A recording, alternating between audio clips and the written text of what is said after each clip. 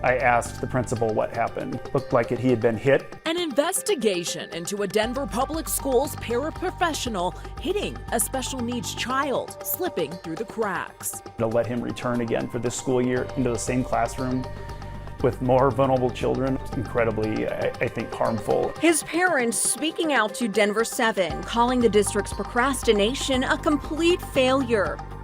And thousands in student loan debt could soon be wiped out for millions of Americans. The economic impact frankly, it's kind of hard to overstate. The $10,000 forgiveness facing criticism from borrowers. We need at least a $50,000 minimum. I will not make that happen. And creating concerns amid increasing inflation. What we really need to do is make college affordable, not send a $10,000 gift to people. Tonight, we're taking an in-depth 360 look at the anticipated announcement, how it will impact Coloradans, plus what can be done to support students now. If you're not in line for that aid and you're eligible for it, you could miss out. Good evening, and thank you for watching Denver 7 News on Local 3. I'm Jessica Porter. And I'm Amy Wattis. A Denver family is speaking out tonight against Denver Public Schools. They say the district did not do enough to protect their child after they claim he was hit by a paraprofessional. I sat down with the family to hear their concerns. Do you want to do the grilling? Tyler Brainerd is a happy-go-lucky 12-year-old. Oh, okay. Tyler was born with a rare genetic condition that causes benign tumors to develop in different parts of the body, which causes severe developmental delays, autism, and seizures. We're always going to have a child probably at the maybe 6 to 7 year old mark. Which can make it tough for Tyler to communicate and tough for him to relay certain types of situations, like an incident his parents say happened to their son on March 9th of this year when he was in the 5th grade at Westerly Creek Elementary.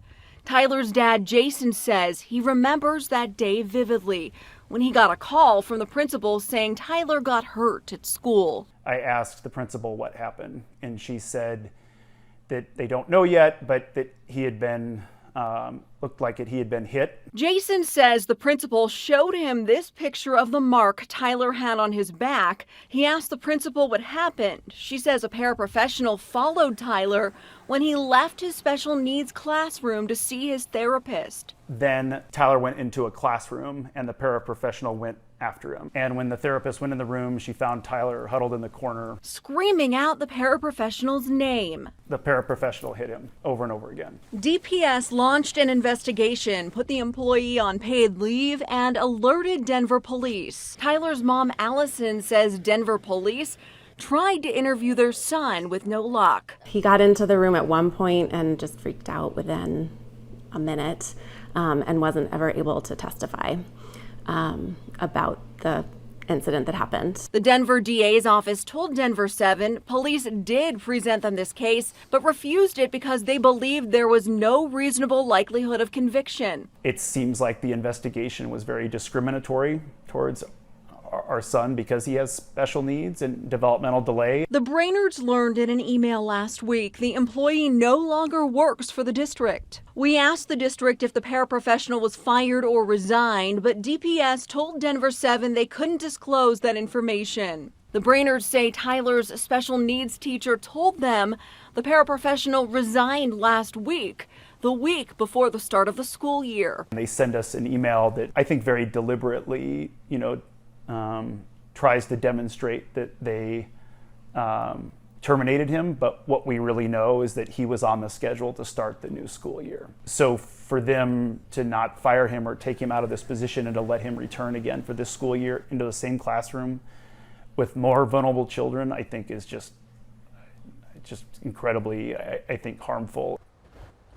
The Brainerds say they are also upset the investigation took months to complete and told me they have still yet to get any details about the results other than it's a personnel matter. The Brainerds say they are not going to give up the fight for their son and vulnerable children. As for Tyler, he's now in the 6th grade at another DPS school. The The Biden administration is expected to make an announcement on repaying school loans Wednesday. The AP is reporting the plan would likely be to forgive $10,000 per borrower making less than $125,000 a year, as well as extending the halt on repayments through to November. Denver 7's Rob Harris is going 360 tonight on what this announcement could mean for borrowers in Colorado and how they feel about it. Rob. Yeah, and Amy, there's clearly a lot of interest in this. The hashtag cancel student debt has been among the top trends on Twitter all evening. Now, to be clear, the AP is reporting that the plan is being debated by a small circle of people in the Biden administration, and the details are still being finalized, with only a possible announcement a few hours away. Even still, we are getting a better idea of what this could mean for borrowers here in Colorado. This would be a very significant decision by the Biden administration. According to the Education Data Initiative, there are about 774,000 student loan borrowers in Colorado, and they owe a little less than $37,000 each on average. But research from Student Loan Heroes shows that nearly a third of borrowers in Colorado would have their entire student loan debt eliminated with a $10,000 forgiveness. Of the ones left over, it'd mean, a little bit less than a third the amount that they owe would be left over on average.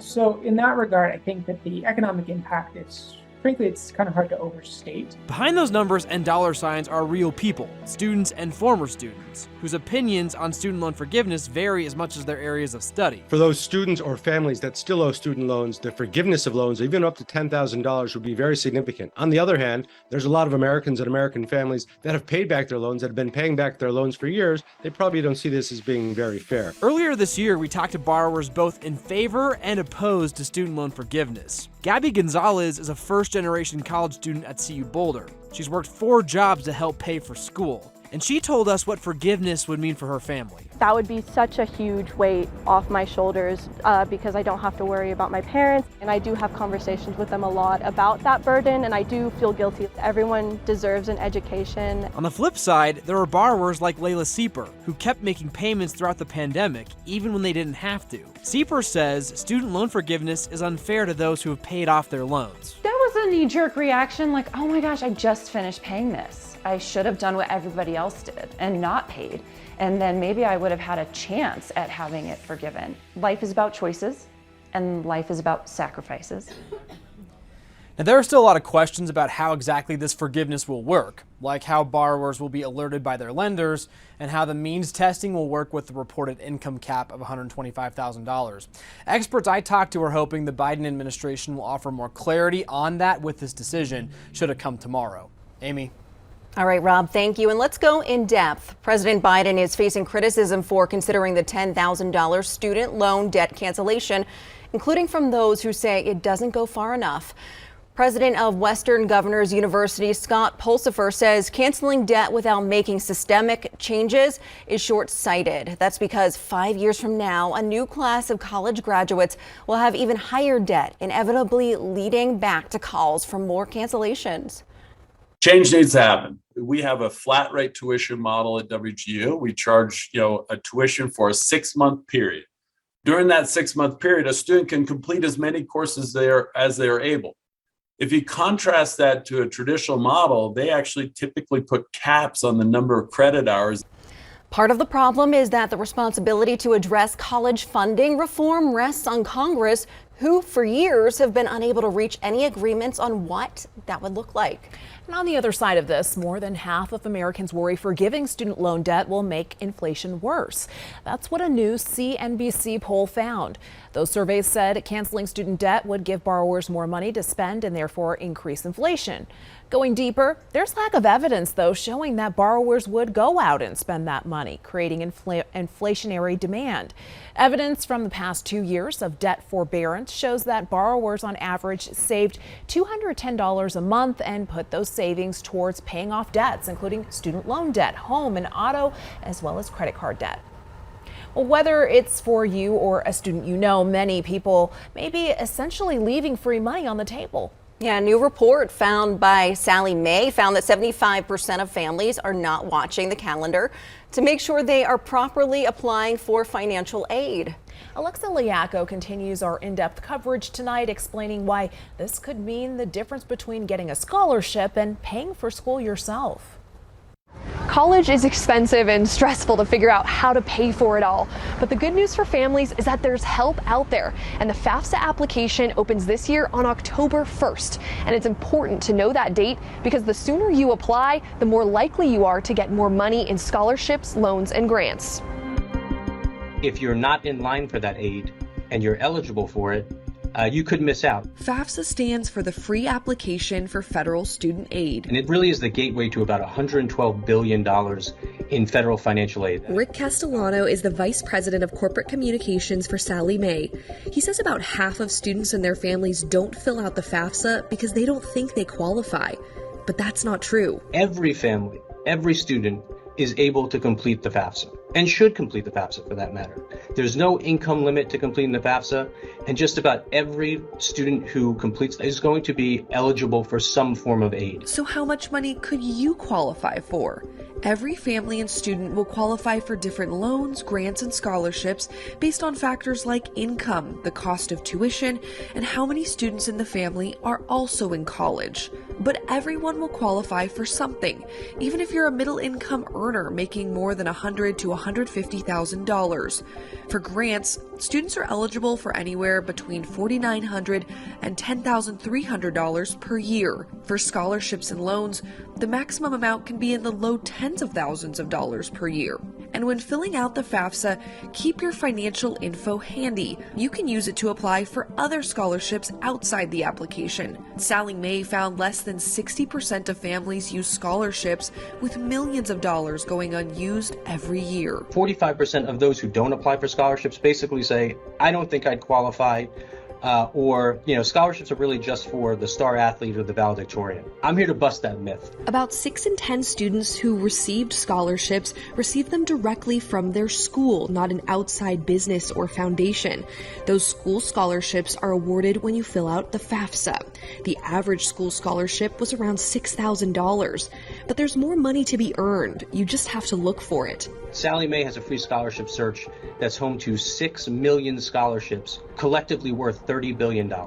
So we're talking about scholarships for things like skateboarding, for being left-handed, for being over 6 feet tall. It's so critical to get in line for that aid early. You don't want to lose your spot in line because that's when that first come, first served money would be left on the table or go to someone else. And no, Congress is working to make the FAFSA process easier. It approved a streamlined online FAFSA with fewer questions, but that will go online for next school year. I'm Alexa Liaco reporting. Aurora police investigating a slew of graffiti on businesses. It was simple writing with an actual message. The hateful messages targeting city leaders and groups of people. It was a very comfortable day today, but the heat's going to crank up tomorrow. Which areas get to 90 degrees?